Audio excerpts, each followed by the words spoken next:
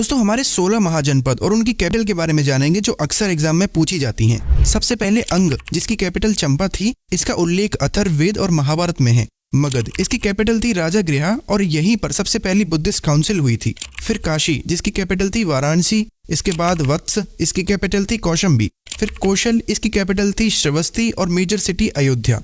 शूरसेन, इसकी कैपिटल थी मथुरा और इसके फेमस राजा थे अवंतीपुरा और इस किंगडम में हमेशा से सुप्रीम किंग श्री कृष्ण को माना जाता है। कुरु, इंद्रप्रस्थ इसकी कैपिटल थी और इसी को कौरवों का राज्य माना जाता है। मत्स्य किंगडम, जिसकी कैपिटल थी विराटनगर और इसके फाउंडर थे किंग विराट। अवंती, जिसकी राजधानी उज्जैन हुआ करती थी। फिर गांधार, जिसकी कैपिटल तक्षशिला थी और यहीं पर दुनिया की सबसे पहली यूनिवर्सिटी तक्षशिला यूनिवर्सिटी थी।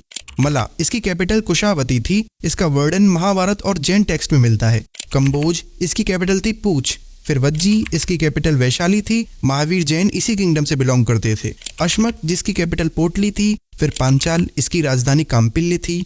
चेडी, इसकी कैपिटल शुक्तिमती थी और इसका उल्लेख भी ऋग्वेदा में मिलता है। और दोस्तों इसका राजा था शिशुपाल, जिसको श्री कृष्ण ने मारा था।